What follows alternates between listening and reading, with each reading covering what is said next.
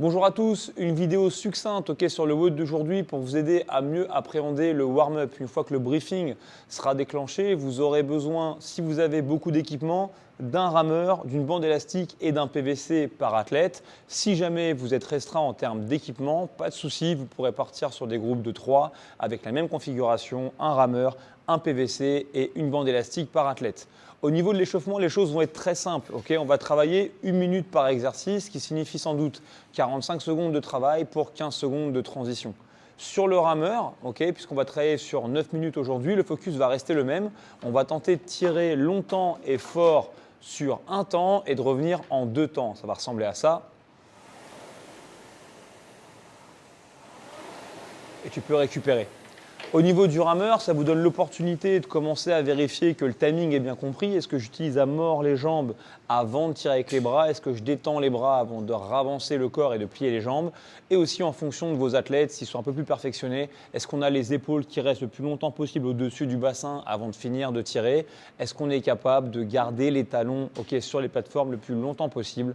Bref, essayez de coacher vos athlètes en fonction de leur niveau de performance. Ensuite, la deuxième minute, simplement du air squat. Truc simple, pied largeur des épaules, ça partira là-dessus sur 45 secondes.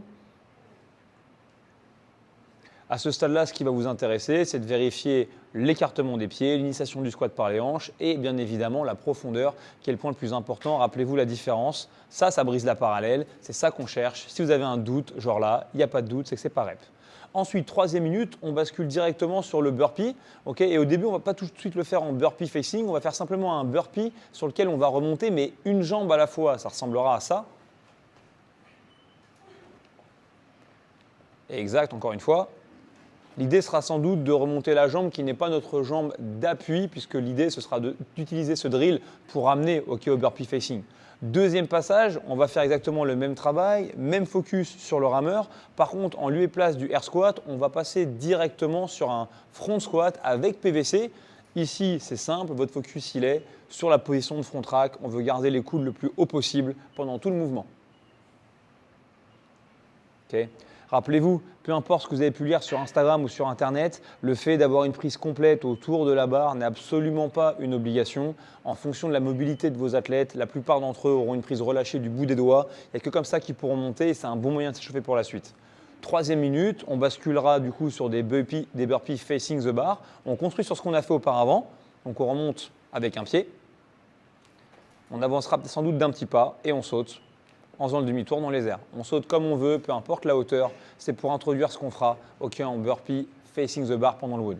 Une fois qu'on a fini cette deuxième séquence, pour la troisième, vous ne cassez pas la tête. On garde les mêmes mouvements, rameur, front squat et ici burpee facing the bar. Simplement, on envoie la sauce pour faire monter le palpitant.